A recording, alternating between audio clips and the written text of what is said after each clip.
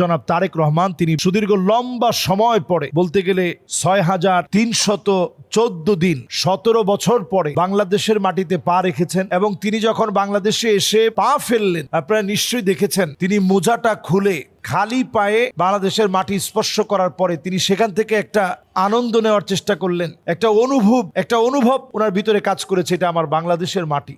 তো আসলে এই বিষয়টাকে কেন্দ্র করে আপনারা দেখেছেন যে ওনার যে বক্তব্য, এই বক্তব্যের কিছু লাইনগুলো আমাদের হৃদয় ছুঁয়ে গেছে। এর মধ্যে একটা লাইন ছিল এমন, তিনি বলেছেন যে রসুল করিম সাল্লাল্লাহু আলাইহি ওয়াসাল্লামের নির্দেশিত ন্যায় ইনসাফের ভিত্তি তিনি বাংলাদেশে দেখতে চান।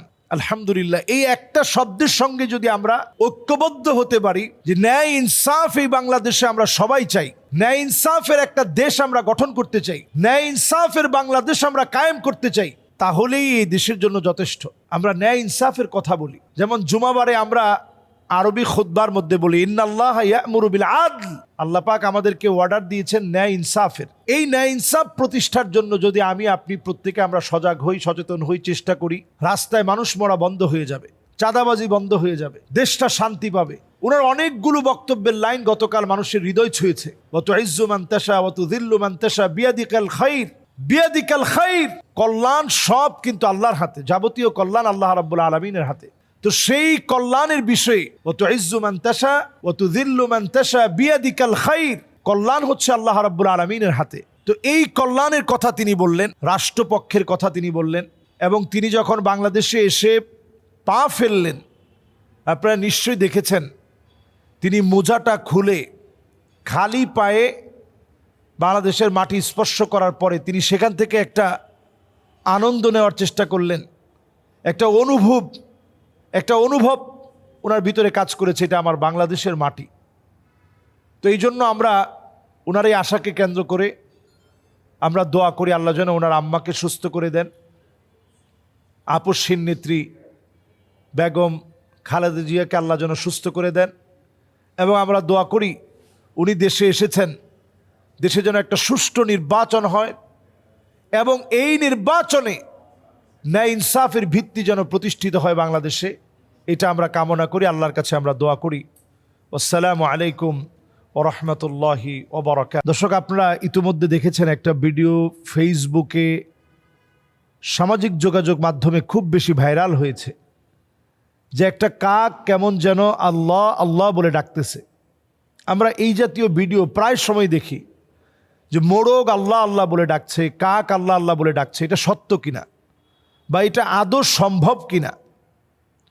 আল্লাহ রাব্বুল আলামিনের প্রত্যেকটা সৃষ্টি কোনো না কোনোভাবে আল্লাহ তাআলাকে ডাকেন। ওয়ালাকিন লা তাফকাহুনা তাসবিহাহুম, কোরআনুল কারীম আল্লাহ রাব্বুল আলামিন বলছেন, কিন্তু তোমরা তাদের তাসবিহগুলো বুঝতে পারো না, তারা কিন্তু ঠিকই ডাকে। তো একটা কাক হতে পারে, একটা কাকের যে ব্রেনের যে ম্যাচুরিটি আছে, তাদের ব্রেনটা এতটা বুদ্ধিমত্তার সাথে কাক ব্রেন দিয়ে কাজ করতে পারে। দেখবেন একটা বোতলের মধ্যে যদি পানিটা নিচের দিকে থাকে, কাক খেতে পারতেছে না, সে দেখবেন একটা ছোট্ট বাচ্চা হলে যা করত, কাক একটার পর একটা নুড়ি নুড়ি পাথর এনে আস্তে আস্তে আস্তে আস্তে আস্তে আস্তে বোতলের মধ্যে দিয়ে দিয়ে বড় করে এরপরে সেখান থেকে সে পানিটা পান করবে। তাহলে বোঝা যায় কাককে আল্লাহ রাব্বুল ইজ্জাত ওয়াল জালাল এত বেশি বুদ্ধিমত্তা দিয়েছেন যে একটা কাক এত চালাক হয়, চালাক কাকটার এতটাই বুদ্ধি থাকে, পানিটা নিচে থাকলে সে উপরে উঠানোর জন্য চেষ্টা করে তারপরে পান করে। আপনারা দেখবেন কাকের এই বুদ্ধিমত্তার কথা কোরআনুল কারীমে হাবিল এবং কাবিলের ঘটনার মধ্যে এসছে। যখন কাবিল হাবিলকে হত্যা করেছে, তখন এটা ঢেকে দেওয়ার জন্য এই বুদ্ধিটা তখন কাবিলের মাথায় ছিল না। তো কাবিল দেখলো যে একটা কাক কাককে মরা পাওয়ার পর অথবা মেরে ফেলার পর ওই কাকটাকে বালু দিয়ে ঢেকে দিচ্ছে। তো এটা দেখেই সে অবাক হয়ে চিন্তা করলো যে আসলে তাহলে তো আমি এইভাবে করে ঢেকে দিতে পারি। এই যে কবর দেওয়ার যে চিন্তাটা, এটা কাক যখন এই কাজটা করলো তখন দেখে কাবিল সেখান থেকে শিখলো। একটা কাকের ব্রেইনের যে ম্যাচুরিটি থাকে, একটা 7 বছরের বাচ্চার সমান বুদ্ধিমত্তা একটা কাকের মধ্যে থাকে। এতটা ব্রেইনই হয় এক একটা কাক। এবং একটা মানুষকে খুব কাছ থেকে একটা কাক অনুসরণ করতে পারে। কথাগুলো কিভাবে বলছে সেই কথাগুলো অনুকরণ করতে পারে। কাককে অনেক শব্দ শেখানো যায়। এজন্য কোনো কাক ডাকলেই এটাকে অলৌকিক কিছু মনে না করা, বরং এটা আল্লাহ রাব্বুল আলামিন সৃষ্টিগতভাবেই তার ভিতরে দিয়েছেন। ওয়ালাকিল্লা তাফকাহুনা তাসবিহাহুম, অনেক সময় এই তাসবিহগুলো আমরা বরং বুঝি না। এই তাসবিহগুলো আল্লাহ প্রদত্ত, তাদের ভিতরে দেওয়া হয়েছে। এই জন্য এই তাসবিহগুলো যখন আমরা শুনি, আল্লাহর বড়ত্বের কথা আমরা মনে করি। আমরা এটা না করে আমরা মনে করি যে এই কাজটাকে একেবারে এত বড় করে নিতে হবে, এই কাকটাকে দিয়ে তখন কাকটাকে আটকায় একটা ব্যবসা বাণিজ্য খোলার চেষ্টা করি। এবং এই কাকটা একসময় মারা গেলে দেখা যাবে এখানে একটা বাজার হয়ে যাবে এবং বলা হবে যে এটা একটা জিন ছিল।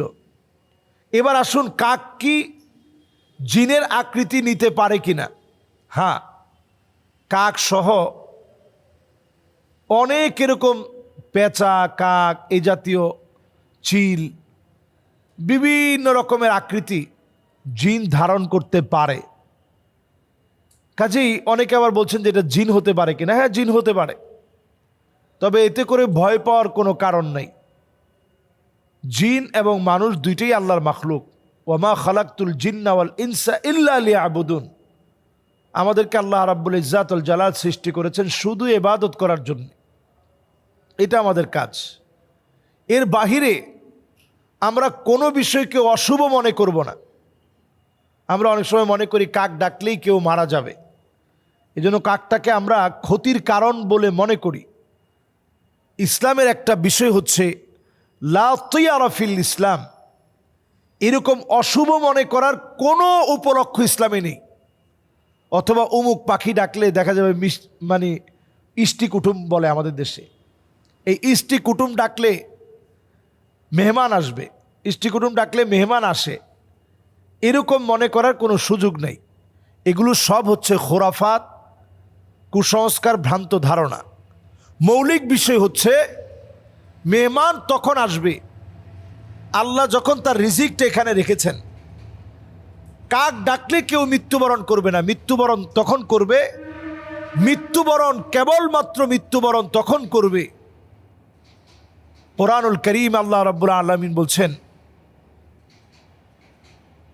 স্পষ্ট কোরআনুল কারীমের বক্তব্য, ওয়ালা ইউগাইয়িরুল্লাহু নাফসান ইযা জাআ আজালুহা, নির্দিষ্ট সময় যখন আসবে একটা মুহূর্ত কারোর জন্য আর অপেক্ষা করা হবে না। ওয়ালাই বলা হয়েছে, কখনো নয়। নির্দিষ্ট সময় আসলে ওই মানুষকে চলে যেতে হবে। এটা দুনিয়ার নিয়ম। কাক ডাকার মধ্য দিয়ে কিছু হয় না। এজন্য আমরা কুসংস্কার আচ্ছন্ন হওয়া থেকে বিরত থাকি। আল্লাহ তাআলা আমাদেরকে বোঝার তৌফিক দান করুক। আসসালামু আলাইকুম ওয়া রাহমাতুল্লাহি ওয়া বারাকাতুহু।